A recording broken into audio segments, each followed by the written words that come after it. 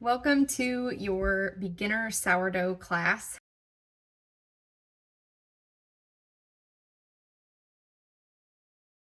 I'm Sophie and I am going to share with you the things that make sourdough a little easier. I think the biggest problem with recipes and influencers who really know their sourdough is that it often gets overcomplicated. Sometimes there's too much information, sometimes there's critical information that is missing to help you get a successful loaf.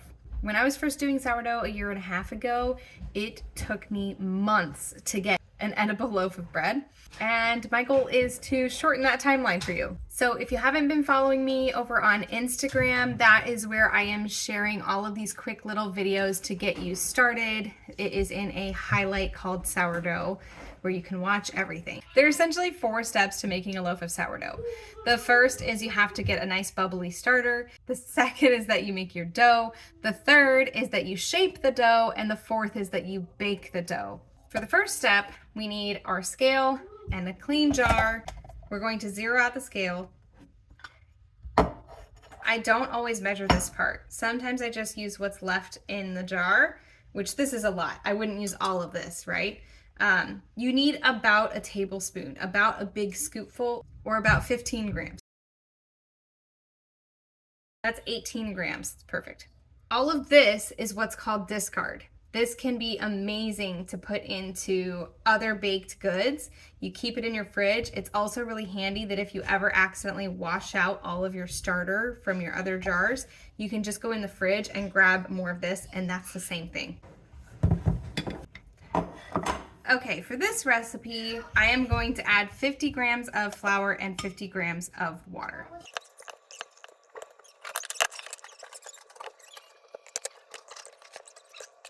If there's one thing I would encourage here, it's that if you go a little over on your water, to go ahead and at least match that. So I went on to 53 in water, and I'm going to match that in flour,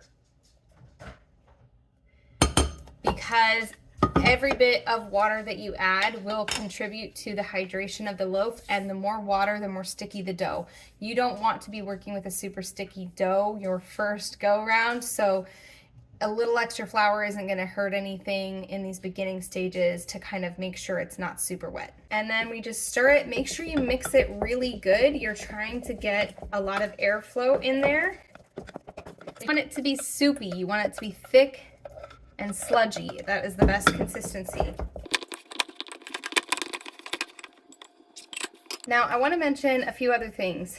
With your starter, sourdough tends to take about a day. Sometimes it takes me a lot longer, especially in the winter. You're going to have to get to know how it works in your house.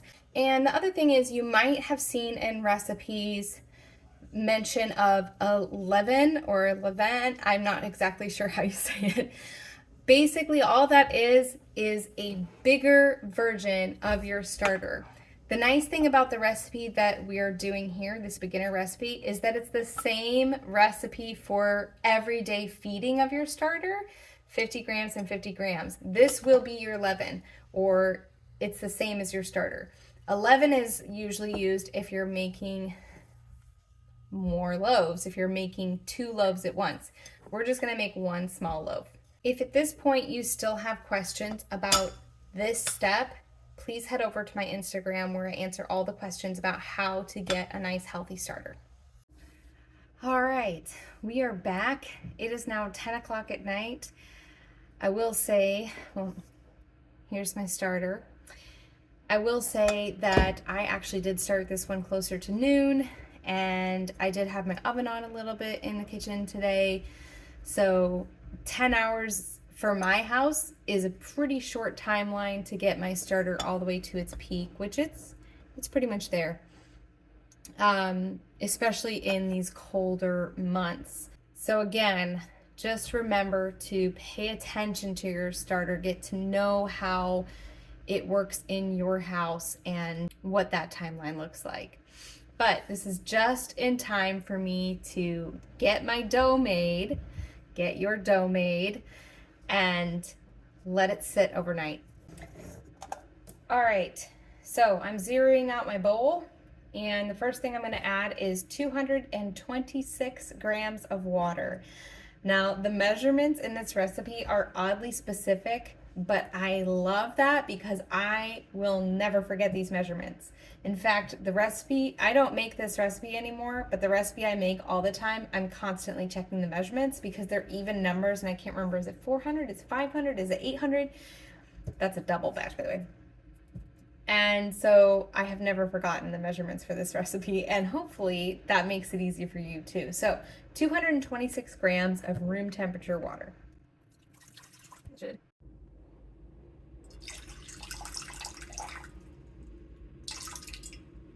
Oh my gosh, right on the money. That like never happens. Don't expect it to. Actually, just drop down to 225. I'm not worried about it. Okay, so you can zero it out for this next part if you want, but you know you should have about 100 grams of starter in here because you added 50 grams and 50 grams plus the old starter that you used to feed it. So you take about 100 grams out. I will tell you that when I do this recipe, usually if I get 80 grams of a starter out of the jar, I'm happy.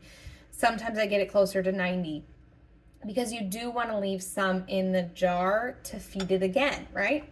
The thing you're looking for with your starter is these bubbles. And when you spin your jar, it should look like that. Look how stringy it is. And once you plop it in, okay, so this is it going into the water. You can see we're at 60 some grams. I'll get in there and scrape out more. And the float test is a great test. If it's able to float on the top of your water like this, that's telling you that you've got a nice, healthy starter that will make good bread. So I'm gonna scrape out, see, I got more that I can scrape out in there. Just gonna go ahead and go in with my hand. Keep in mind, don't be a germaphobe when it comes to sourdough.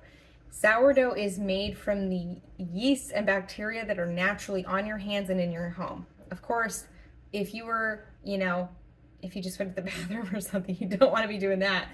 But, I was just working at the computer and I'm going to go ahead and not worry about washing my hands. We're going to get this out of here. And see what's left in there? That's hardly anything. That's plenty to go ahead and feed my starter again, as long as I scrape that off the sides real good. Oh, and you can see I've got about 88 grams of starter plus a little extra on my fingertips. That is plenty.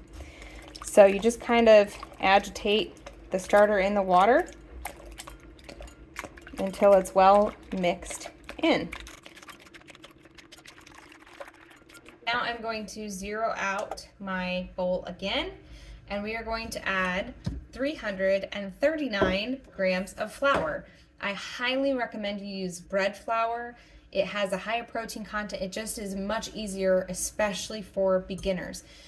The biggest mistake I made when I first started was trying to use kamut flour, which I love and use that for all of my other baked goods, but it is a difficult sourdough bread to learn on, and gluten-free certainly is very difficult to learn on. Learn on a high protein, high gluten flour first. This is King Arthur's organic bread flour. Unbleached, that's what I use. I'm going to add 339 grams of that.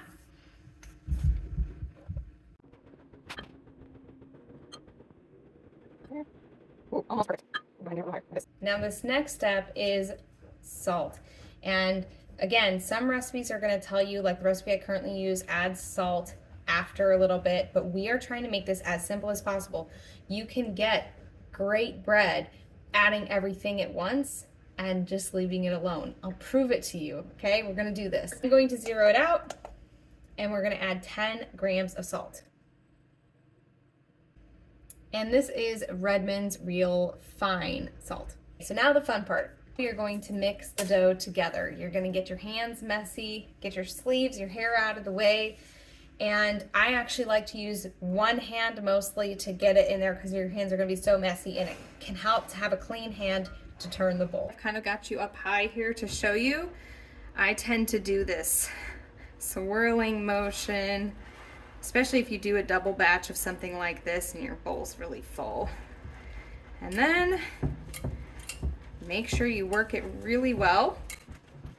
You don't want any obvious clumps of like this, of dough that's not quite fully mixed in. See how I just, even though the dough is sticking to my hand, I use it to push it against the side of the bowl and get it all incorporated. This is the only step of this process in which you can be pretty rough. Okay, it's a sticky dough right now, but it is going to turn into a smooth, elastic ball of dough by the time we're ready to bake it tomorrow morning. All right, I pick everything off with my clean hand. Wash my hands off, and we're gonna cover it up and just leave it on the counter overnight. This is a perfect example. It's the next morning. It is actually already 9 o'clock, but I checked it at 7:30 when I woke up, and this dough is not ready. And I'm glad this happened so that you can understand that not everything is so strict as a timeline. It's understanding that your dough has to look and feel the way you want it to look and feel. So have a look. It's gotten a little bigger. It hasn't really risen that much. There's no signs of big active bubbles anywhere. I'm gonna go ahead and stretch and fold it. My house got really cold last night. I'm gonna go ahead and stretch and fold it to try to get more air going on in there. It's not gonna hurt anything at this point because there's not big air bubbles to pop that I'm gonna lose a lot of volume with. So why don't I just show you how to do that? What you're gonna wanna do is wet your hands and come into this and pull, drop it down, pull, drop it down. Okay, one more time. One thing I like to do is pick it all the way out after I've kind of gone around, get all that dough in there, and just kind of form it into a ball. And we're gonna leave it and we're gonna let it keep going. 24 hours in. You guys, 24 hours. This still isn't as high as I'd like to see it. This is sourdough, man. Good news is it is improving. It is just taking its sweet time, and this happens in my house as soon as the weather gets cold. The weather dropped from in the 70s to freezing temps, and my sourdough is proving now. So at this point, I'm going to risk letting it go overnight once more. What would that be, 36 hours? 36 hours. It could be overproofed by tomorrow, but I doubt it. So, here we go.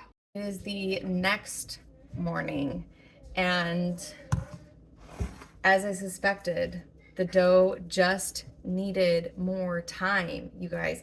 That is the number one mistake I see people make, especially in the cold Midwest, is not giving your dough enough time. Now, this isn't going to be the best loaf. This is going to be probably not the biggest, fluffiest, airiest dough or loaf, because it shouldn't have to take this long. But in my house, there was really no other option. So we're going to work with it. I've got my Banneton here. This is about that must be about 7-inch Banneton. And for this size of recipe, this is perfect. They come a lot bigger than this, and that's fine too, if that's what you've got. But this is just rice flour. You can use regular flour. The deal with rice flour is that it doesn't absorb as much liquid, and so it tends to just sit on top of the loaf, not get soaked up, and have the loaf kind of stick to your Banneton. So it's a good flour to use for this. All right, now my dough might be a little overproofed. If that's the case, I'm gonna show you how to work with it, but this is just what we're dealing with, what we're working with. So, I'm gonna get this out of the bowl. This is where you want to be really gentle with your dough. Remember that first time we mixed it, we were really getting our hands in there. But we want to preserve some of these bubbles that we're seeing. All right, so now we're gonna kind of shape this out into a square. So I'm gonna grab underneath, and you can use this kind of slapping method. If you've got sticky dough, use this slapping method to get it to release. And then we're going to go ahead, and it doesn't really matter how you do this part. I am going to fold in, roll a little bit, fold in, fold in. This dough is a little overproofed. So I'm going to show you, we just work quickly, but we're still getting something that's gonna work here. Okay, so now the goal of shaping your dough like this is to keep the top point at the top. So as I'm pulling, I'm kind of stretching the sides, turning and pushing those sides underneath. We're building tension on the outside.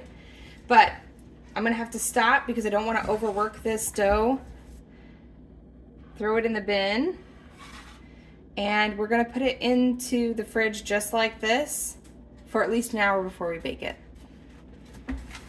We've got our Dutch oven preheated to 500 degrees. We've got our loaf that has been sitting in the fridge for a couple of hours. I'm going to lay out, these are just a couple scrap pieces of parchment paper I had. It'll work just fine. I'm going to gently drop my loaf here. Now, if you don't have a scoring blade, don't worry about it. Just use a knife, make one big cut down the middle, maybe a plus sign, it'll be perfect. I'm not too confident in how great this loaf is gonna be. It's a little flat. However, I am still pretty sure it is going to be edible, and that is the goal here, was beginner friendly and edible. We're not looking for the best loaf I've ever done. Take off that lid, drop it down in, put the lid back on. It's going in the oven. I'm going to drop the temperature down to 450 and put the timer on for 25 minutes. Here we go. We take off the lid. This is what we're working with.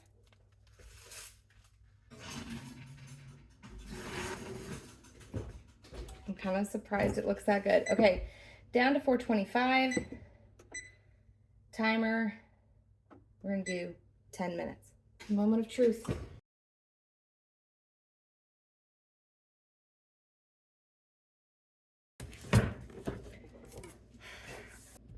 Time to cut into her.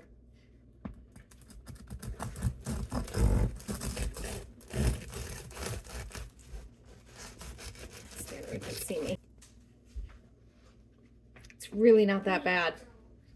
It's actually a little gummy inside just because it was a little overproofed.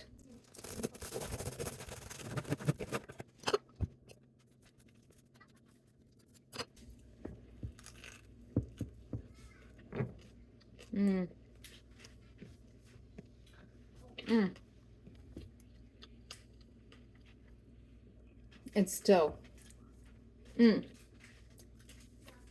mission accomplished. Here's the deal. Because this is the nature of sourdough, because you may wake up one morning and think, I don't actually know what I'm looking at. It is always best with a craft like this. This is not just any old baking. This is something that used to be passed down for generations. You learned from your mother, who learned from her mother, and so on. And it definitely helps to have somebody who can help you in the process. I am launching a way that you can get one-on-one help from me virtually using the Marco Polo app. And yeah, it's going to be called Allow Me to Help. This way you can reach out to me and show me live what your dough is looking like so that I can look at it and tell you, hey, I think this is where you're at. I think this is what you need to do. Or if you're having trouble, your dough is really sticky and you're having trouble shaping it and you need somebody to just watch you do it and give you pointers, that is what this help is for. If you want to sign up for that, make sure you head over to my Instagram and either shoot me a message or it will be in the link in my bio. All right, happy bread making, friends. You got this. You can do this. You can make this bread.